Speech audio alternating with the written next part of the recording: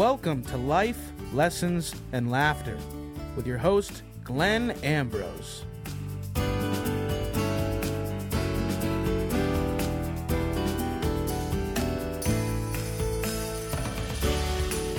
Hello, everyone. Welcome to the podcast. I'm here. Ben's here. Dave's here. All is well with the world. Well, I wouldn't go that far.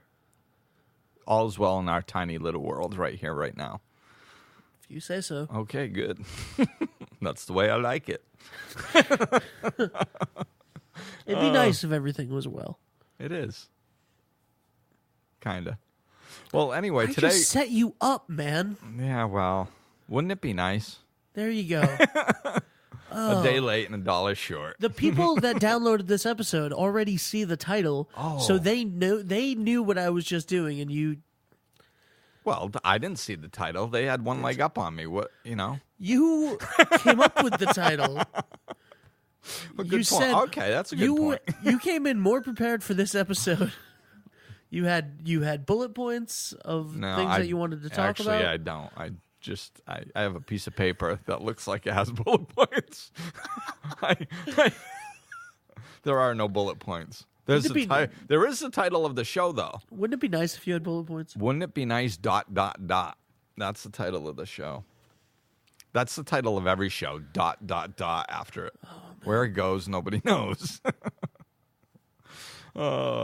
So, yeah, we're going to talk about wouldn't it be nice. Let's just get right into it. Yeah, no, please. Okay. Since we've squandered enough time away. So what we're talking about is manifesting things. So the reason I put wouldn't it be nice is because that's the phrase that clicks with me when I manifest. So that is how I manifested this Life Enhancement Center. It was just, wouldn't it be nice? Those were the thoughts that I had. I wasn't so attached to the outcome. I didn't even really know what I wanted to create specifically. I just knew that I wanted to work from home because as a single parent, that would be nice. Wouldn't that be nice? Wouldn't it be nice to be able to work from home? That's what I was thinking. And whenever it came up in conversation, it would just kind of be with that type of energy. I'd really like to work at home. That'd be nice. And people would be like, well, how are you going to do that? And I'd say, I don't know, but it'd be nice. And then I'd say, I'd like to get an office, a building with my home and the business attached. That'd be nice. And they'd be like, yeah, they don't have those buildings in Coventry, Rhode Island. They don't make them there. I'm like, well, yeah, but it'd be nice, because I didn't need to stay in this town to keep my son in the same school system. So I wasn't looking. I wanted it to be in Coventry.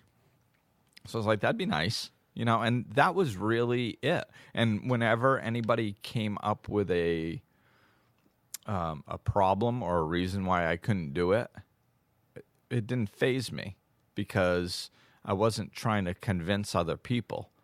I was just holding a space for it going, wouldn't that be nice? It'd be nice.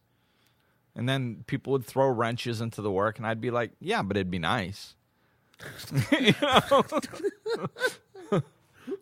Okay. So at what point do you stop saying wouldn't it be nice and start doing something about it? Well, I mean, I always kept my eyes open.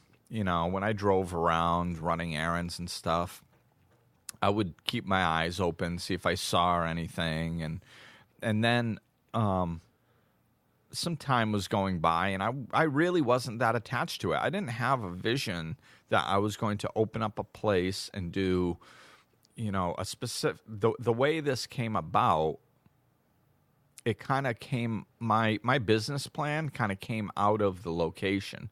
Once I saw the location, I was like, okay, well, this is the amount of space I'm going to have. I could do personal training over here to stabilize my income. I can still have a separate area to do life coaching and a separate area to do Reiki. And, like I can do all that the way this is. So that's when my business plan came into play. But before that, it was just, wouldn't it be nice? So I didn't really know what I was looking for, but I kind of kept my eyes open. I mean, I had it in the back of my head that I would like a business attached to a home, of course. But I had no idea if that was going to be just a like a house with a separate entrance, like a mother-in-law attachment to it that I could turn into an office. I had no idea, So I wasn't that specific. I was just looking around, and then the next thing, I guess, I needed to get more specific for it to come into being, and I was so non-attached to the outcome that I kind of needed a kick in the butt. So the universe came in and said, hey, well, let's get Glenn looking a little bit closer so he'll find this. So I had two different people in my life mention that they were looking for a different place. Well, one mentioned it, and then I started looking around for them, and I had mentioned that to a friend, and they said, hey, I'm looking too. And I said, oh, okay. So I started looking for other people in my travels. And when I would see a sign, I'd jot down a number. Sometimes I'd call and ask what the square footage was and the price was so I could let my friends know. And while I was doing that, somebody said, I stopped by and gave some information. And I says, yeah, it'd be not what I'm looking for is I'd like to have a place that I could work out of my home. And they're like, oh, there's a place like that right up the street. And it's too small for us, so we're not interested in it. But there's a place right up the street. I'm like, where? I haven't seen it. I've been looking. And they told me about where it was, and I kind of kept my eyes open. A few times I never saw it, and then finally one day I was like, you know what? I'm going to find this place. If it exists, I'm finding it. And I went down the street, and I checked every single building, and finally I saw this little for rent sign in the window set back off the street, and took down the number, and then, looked in the windows, and I was like, ooh, that'd be nice. And then that's when the action really started. That's how we got that's kind of how we got the studio space that we're in now. Is I was looking around because we had an office for 2 years, and I was looking around for a space for two friends that I had. Actually three. One owns his own business and wanted an office space outside of his home. The other one was a teacher who was retiring and looking for a music studio to teach voice lessons. And then the third one was just a friend that also wanted to teach piano. So I was looking around for them, and maybe at first we were looking into big spots. Maybe I could combine everything. And then I called our landlord for the little office that we had, because there was another little office across the hall open. And I just asked them about that. And because I was looking, when the big studio space, the photography studio at the top of our building, when that became open, our landlord knew that I was looking for it. Right. Called us first before they posted it anywhere. As soon as they found out that it was going to be available, they called us, and we were like, oh, wow. Because the entire time we had been there, we had known that there was a photography loft upstairs that was the whole floor. And we were like, that would be nice if we could get that, but that's insane. Yeah. And then we weren't even looking for it at all. So you let go of the outcome. Kind of, yeah. You weren't attached to it. You weren't trying to make it happen. Right. We were looking to move. We looked at the building next door to us. It had a big suite, but there were things about it that we really didn't like. And we just kind of said, you know what? we're fine where we are. We're done looking for now. And then like a week later, It opened up. yeah. Yeah, that's if we give the universe room to work, it will bring stuff to us. You know, we just have to be open and available and reach out. You know, it's the more things. I mean, that there is some action involved.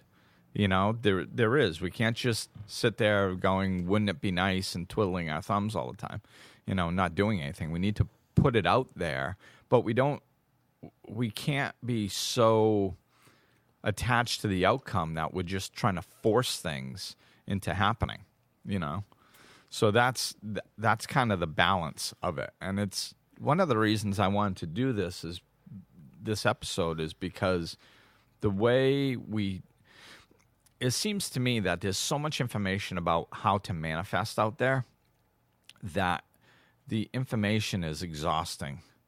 And we're always trying to copy like everybody else. Like if we read this book and if we follow this pattern and if we do this, then we'll manifest.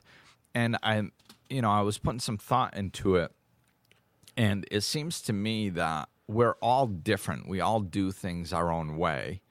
So, I mean, yeah, there needs to be some guidelines to understanding some things, but there's nothing more powerful in somebody's story, you know, to hear how people did things. Because if, like, within a story, there's a lot of different little aspects that go into it. And if somebody is really good at one part of manifesting, but they're not good at another part of manifesting, then if I just talk to them about the part they're already good at, then they don't get what they need, you know? So and I might not even be aware of what they're missing because they're not me, you know? So if I just tell my story and somebody listening has the intention of going, okay, let me listen and try to find in there what I'm not doing. If that's their intention, then they can listen to the story, and it could be some little piece that is just inconsequential to me because it's just part of me. It's just second nature to. It just, I don't even think about it. I just kind of do it. And I don't really put that much attention to it because it's second nature to me. Whereas somebody else goes, ooh, that's it. That's the little piece I'm missing. So that's why I would rather tell the story. And that's why I was, I wanted to kind of go, wouldn't it be nice, ... you know, just, and then tell a story after it about how things have manifested. Because I've done that before, you know, I've looked at it and gotten very clinical with it and ripped it apart and went, okay, I do this, and then I do this, and then I do this, and it shows up at my door. And then, you know, I'm either holding on too tightly to the outcome or I'm trying to, you know, I'm forcing something, or I'm not clear on what I want, or, you know, something like that. Or I get too clear on what I want, you know. So that there's all those different types of things. And I think if people are listening and paying attention, they can pick that out themselves if they're looking for it. And I think that's the best way to learn. You know, don't let me tell you what you're supposed to know. Yeah. You know, let me talk and you listen and you can figure out what part of it you're missing. You know, that way you can pick whichever part, and it helps a lot more people that way too. I was thinking about this morning that we should do a show on Golf? being inspirational. Ooh. Because or you know, inspiration in general. But you said to me a long time ago, if you want to help somebody, don't try to help them,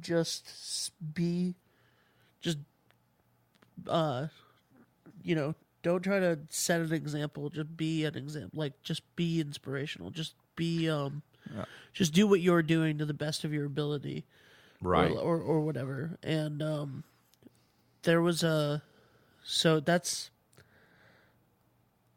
I mean, kind of what you were just saying about like just telling your story, Right. and then letting other people take what they want to know, what they need to know, what they're looking for out of that.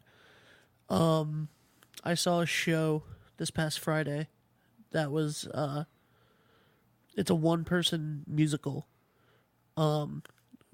autobiographical, and it's amazing. It's called The Lion. It's playing in New Haven until for another 2 weeks after this comes out. If you're interested, anybody. But it's amazing, and it's autobiographical, and it's very emotional. And in it, there's a talkback afterwards, and at the talkback, he said, someone dies in the show, but he never specifically says what they died from. And he gets sick, but he never specifically says what it is. And he said in the talkback, like, I leave out those details because they're not important, Yeah. because then it's more relatable to whatever you want to relate it to. Right. And there are things that are autobiographical, so like we could have pictures up of the people that I'm talking about and all of that stuff, but it's better for you to imagine what this scene looks like, or to take the information and use it for yourself. Yeah, you can identify with the Right. story instead of comparing Yeah. the differences. And because of those things, among other reasons, it was the most inspirational show I've ever seen. Yeah. It was awesome. That's And that's one of the first things that they say in recovery programs is to identify, don't compare. Because generally that's what we do. When we're out in the world having conversations and stuff, a lot of times we're comparing our life to theirs. Oh, well, I went through this. Well, I didn't go through that. I went through this.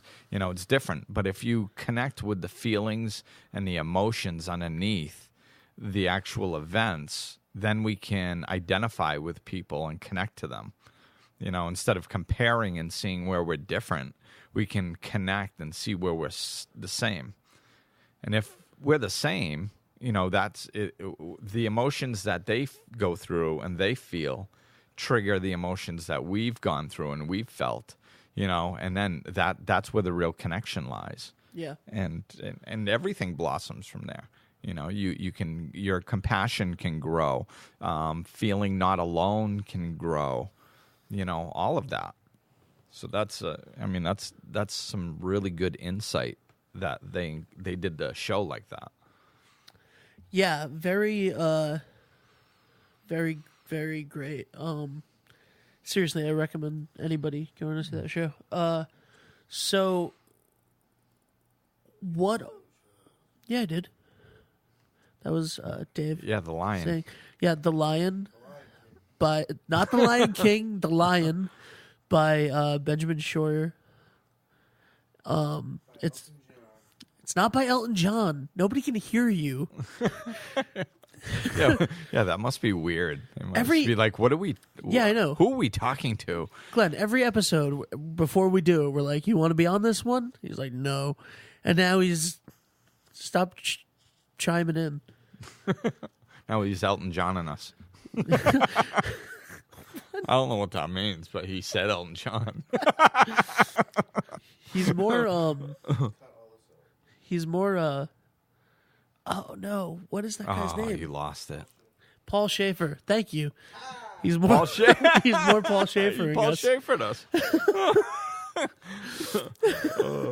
I like that he knew where I was going with that. So, wouldn't it be nice Wouldn't it be nice? if we were older and we didn't have to wait so long? Great song. It's an all right song. It's a great song. No, and to touch on what you were talking about too, with don't try to help others. What I meant by that is don't try to save others. Right. Don't try to. I mean, Yeah. you can try to help other people. Sure, but I mean, generally, you're not going to save anybody. Yeah. So the best way, a lot of people spend a lot of energy trying to save other people, and it's just it's just not going to work. People, it's our lives are our responsibilities, and we either have to save ourselves or not. So it's the best thing that we can do for other people in our lives is to be the best version of ourselves. I mean, if we're living an inspirational life, they'll see it and they'll get inspired if they so choose. But at the end of the day, it's their choice, So, and I mean, just being around somebody that is doing good things for themselves, if people are open to it, it's going to make them want to do good things for themselves. And if they're not open to it, well, then they just won't. And and after a certain period of time, it'll get so uncomfortable that if they're bound and determined to just be miserable, they probably won't be in your life that long. Yeah. Because eventually it just drifts. It just gets too uncomfortable for them to be around you. So, wouldn't it be nice manifesting? Break it down for me into steps. Do I need a vision board? No, I'm not going to break it down for you into steps because I'd rather tell a story because that's more beneficial. You don't need a vision board, but it'd be nice if you had one. Okay. Well, really, you don't need. People don't need a vision board. You don't need anything. It's people. I did not have this Life Enhancement Center on a vision board, and yet I manifested it. So but I had a trip to Disney on my vision board, and I manifested that. So it's not necessary. It's it's just getting yourself in a space where you're clear on what you want, at least to the extent that and then you put it out there. I think it was the Secret that used an example of like putting an order in online. So they're like, if you go to a store and you order a sweater, and then it's going to take like 7 to 10 business days to get there to your house. You don't go on the next day and go, oh, is it really ordered? Are they really going to ship it? Is it coming? Is it here? Where is it?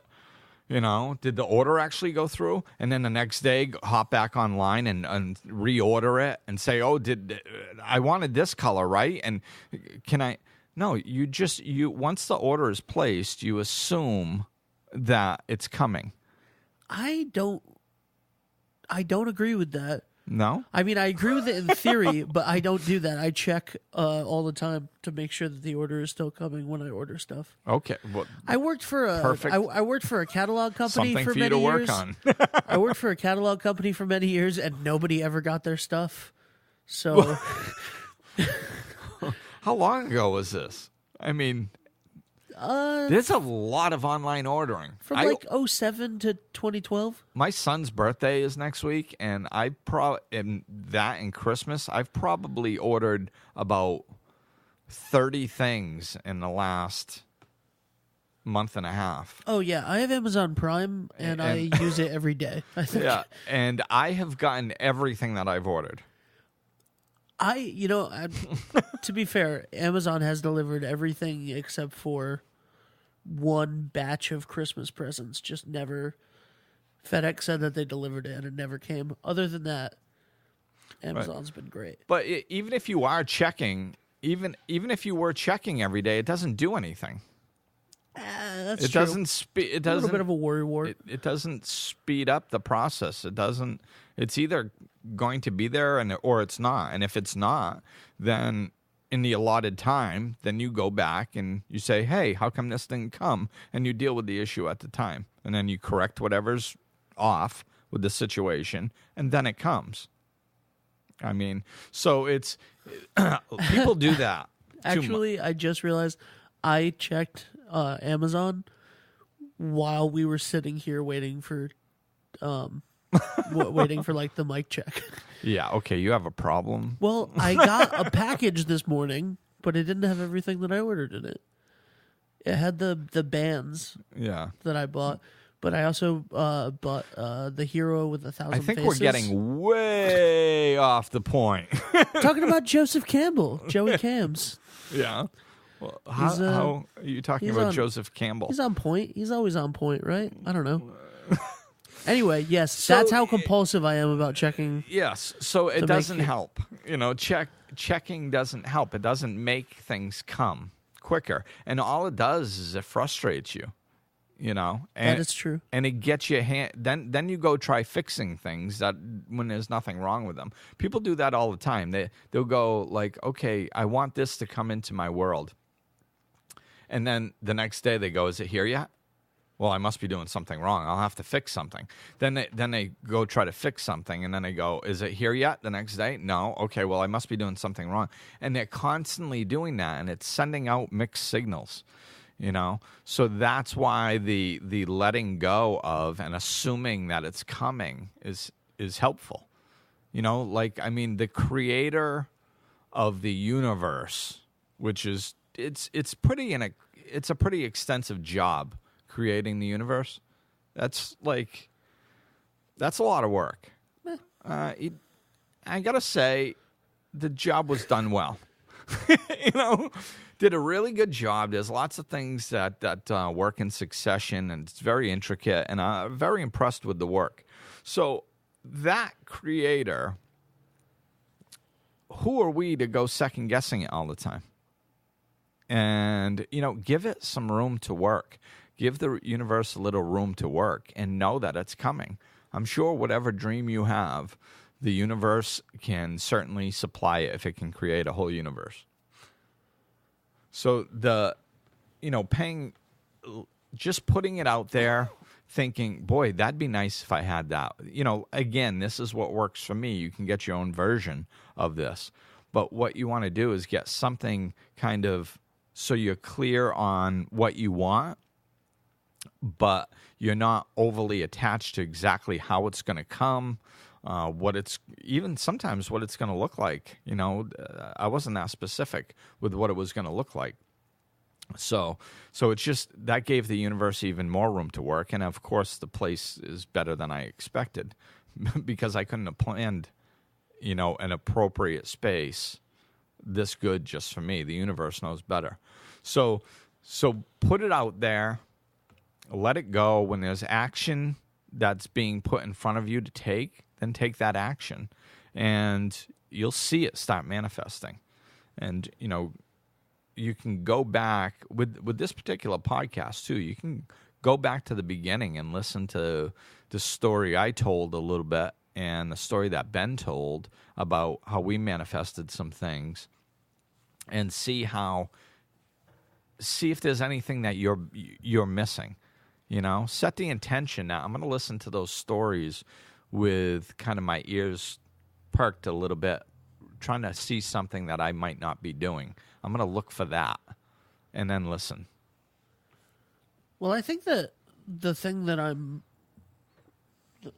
most believe that I manifested, I guess, is the children's theater program that we have. Because that came from being at a chorus event for the chorus of Westerly, and they did a big show to honor the guy that started it 50 years ago. I just thought, like, so many kids did the chorus and came up through it and are now members of the community and leading it and everything, and it was great. And the theater program that Dave's dad started in Westerly had at the high school had similar ties of, kids that came up through it from the 80s and are now, on the town council or doing all sorts of great stuff. And I just thought, we got to have something that builds that keeps that going.